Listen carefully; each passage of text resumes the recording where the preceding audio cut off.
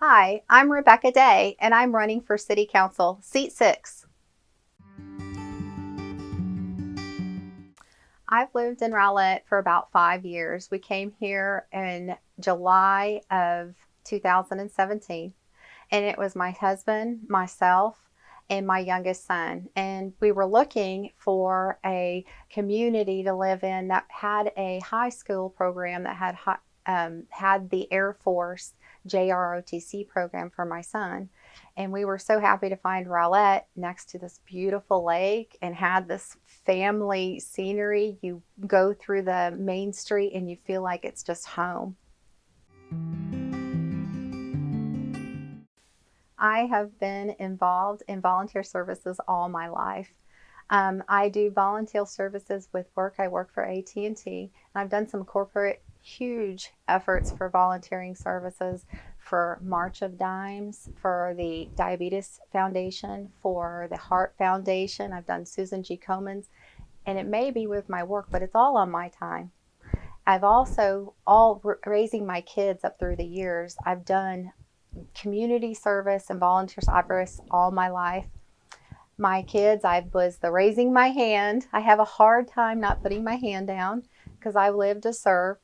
I was the Cub Scout mom, the Cub Pack mom. I also was on the PTA, and I've always been there volunteering and doing things throughout my life. Here in Rowlett, I have done several things to volunteer. I was in the Citizens Academy, Class 5. I also was in the Police Academy, and I can't wait till they get the Fire Academy back open because that'll be my next one. I also have done some work on some boards. I wanted to get on a board. I wanted to start serving my community. So prior to COVID, I joined the Diversity and Equity and Inclusion Board and worked alongside Cynthia Manning and Diana Moore and started digging in. But I also was torn because I love the outdoors. So I was on the Parks and Rec Board as well as an alternate, and I started getting involved with them. The Parks and Rec Board had an opening from an alternate to a board member, so I ended up leaning more towards that. Then I started volunteering all over the place. I started doing the trunk or treats and doing the Barks in the Park, the Puppapalooza, the Egg Extravaganza, all the wonderful things and the programs that they have in our community. And even this summer, we had 108-degree weather outside, and the wet zone had a problem with staffing, and they had to bring in some volunteers to help staff. They had 12 birthday parties going on that day, and they were worried they would have to cancel. This was a Saturday. So I was happy to volunteer. The birthdays went on without a hitch, and I did a lot of wiping down tables, sweeping, and cleaning up that day.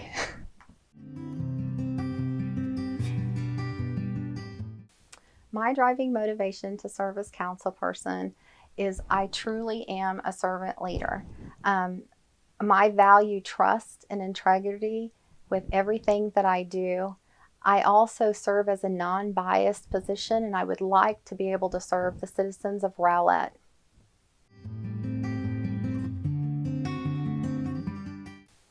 I feel like I have the right attitude for team and camaraderie, and I would love to use that skill set to bring together to make sure that we are putting the top of mind the Rowlett citizens in all of the decision making that has to take place with the council.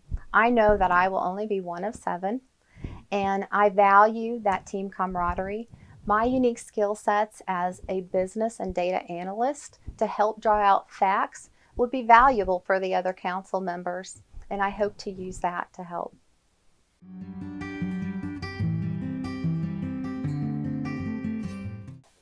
I have 3 objectives that I want to make sure that I achieve while I'm in office. And I hope that they are the same objectives for all council members and our mayor. And that is because they are the objectives that are put forward from our Texas Municipal League Handbook. And those would be that 1, we need to identify the needs of our local residents. And 2, we need to formulate programs to meet the changing requirements of the community. And then the third thing is we need to make sure we're measuring the effectiveness of these ongoing programs.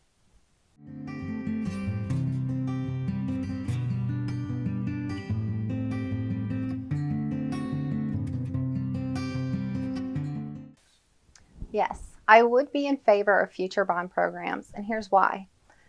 We have done an evaluation, the city, not we, but we have done an evaluation of the different needs across the city. There are over $250 billion in needs that come to about 47 projects for our city.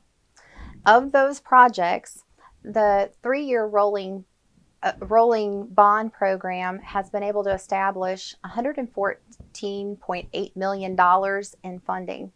So that's a big offset between the resources and what we're going to be receiving.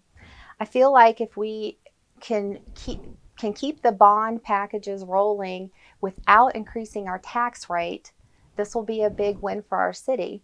We'll be able to take on infrastructure changes like the widening of the Miller Road in Chisa that we are recently undergoing.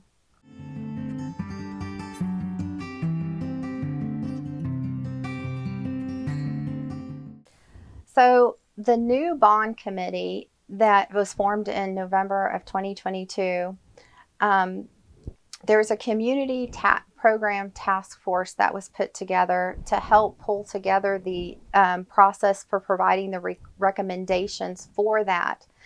And whenever the November 2022 bond election is over, that task force will be dissolved. So I would recommend that we stand up a community improvements program advisory board that would stay intact all year round. They would continue to prioritize those projects and understand the needs of our community and be able to shift as our community changes and the needs change.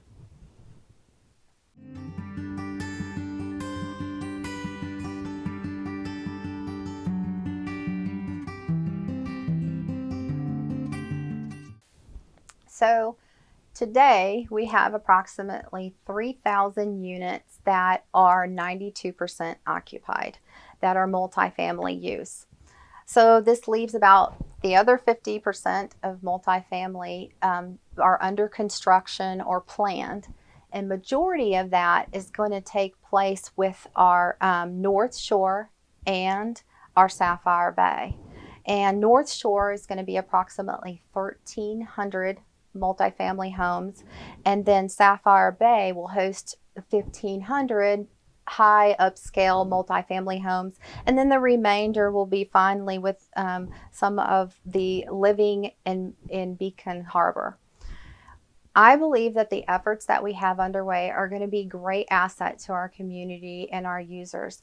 One of which, because they'll be using form-based infrastructure and building some of those multifamily structures, which is going to allow for retail and dining to come in, which is a plus for all of those residents that will be in there, as well as the other Rowlett citizens that are around in the community. However, for additional multifamily builds to come into Rowlett, I think we're going to be tapped out after we've increased it by over 50% of what we already have now. We will really have to take some excruciating evaluation before we consider anything else.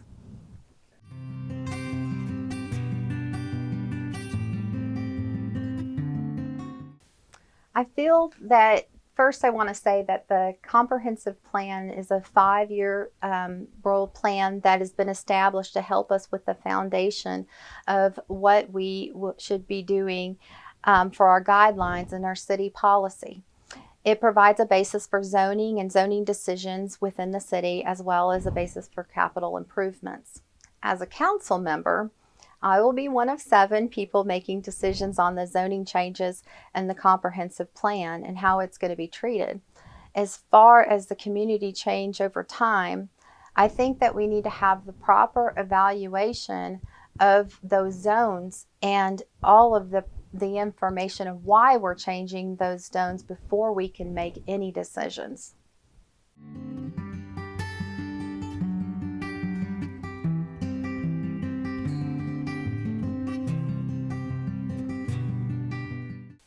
In 2010 to 2020, we've had a 1% increase in our water intake, but we've had a 35% increase in what we're paying. So over the last 20 years, Rowlett has paid almost $18.4 million more in what we should, and that is because the take or pay laws that we have. In the drought in 2006 and 2011, we hit a high of 3.2 billion gallons of water that we've consumed. However, our rolling average usually is around 2.3 billion gallons of water. So we have to continue paying that high amount. I applaud the Public Utilities Commission and set what they've set forth and what they put together in a plan for our 8-year natural drawdown before we have a 5-year rolling average. However, I understand that city staff is still reviewing this plan, and they're looking out for our Rowlett residents to make sure that our water rates don't continue to increase.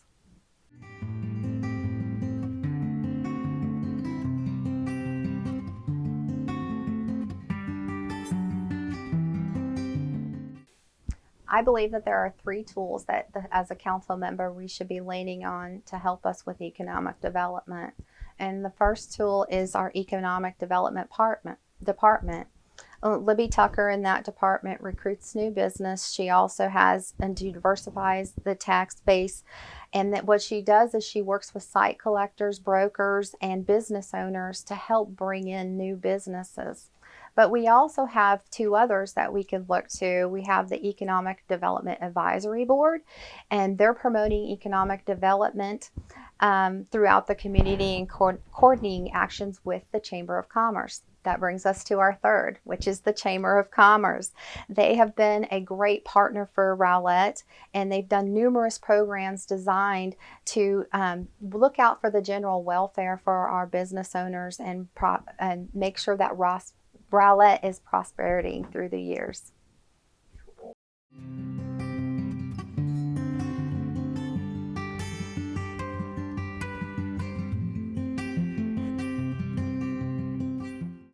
I would be in favor of economic incentives. And examples of the economic incentives that I would be in favor of are tax incentives, opportunity zones, financial incentives, and grants. All of these are possible incentives that we should be considering whenever we are looking at either residential or commercial properties. And we need to, whenever we're looking at different opportunities as council members, I feel all the facts, we need to think outside of the box on using some of these incentives in different ways so we get the right balance in our city.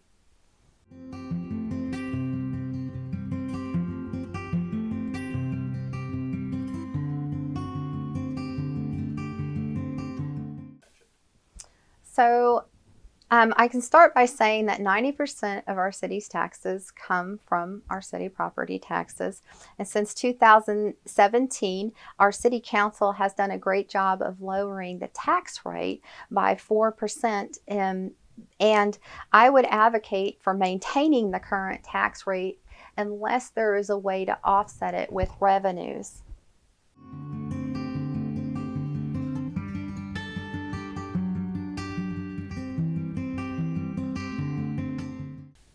Public safety is near and dear to my heart, as I have 2 sons that serve in the Air Force as police.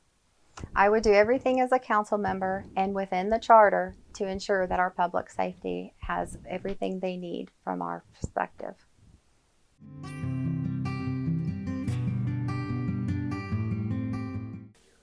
Okay, this is a fun question. I see Rowlett very much like what I came to Rowlett to live by. I saw it as a destination city. I got excited in 2017 when I saw Sapphire Bay was going to be coming to fruition. And that was one of the things that my husband and I even thought about when we were buying our home here. So I get really excited about the vision of Rowlett being where we live, work, and play. So where we live, I want to keep that small town feel by having great programs in our city so that our community can come together and can just cherish the time that we have in this city. And then for work, I think we have some great opportunities with what's promised in the Sapphire Bay and in North Shore. If we can get some of those programs built and up and running, that would be phenomenal. Sapphire Bay alone offering the promise of maybe 7,500 potential jobs, which is awesome. I also to play. This is important to me as this is our time for our families to get out, to enjoy life, and to realize the health that we have. And to do that, I see myself and my family enjoying that in some fellow parks. Maybe it's a walk by the lake on a trail, or it's in a refurbished park that we have. I just want to be able to take those opportunities with my family.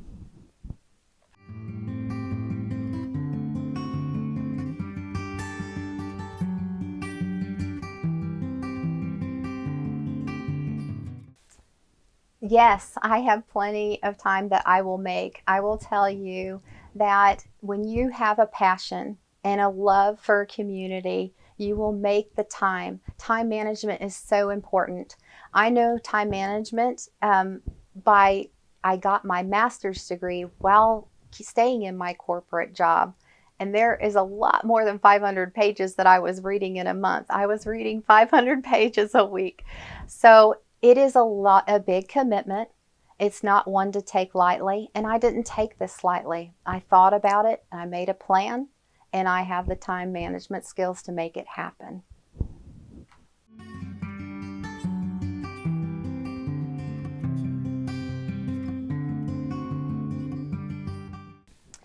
In closing, I just want to say thank you to all of my candidates or fellow candidates that are running for office. This is not something that you take lightly. It's so grand to see all of the great people coming out and putting forth their efforts to really support Rowlett.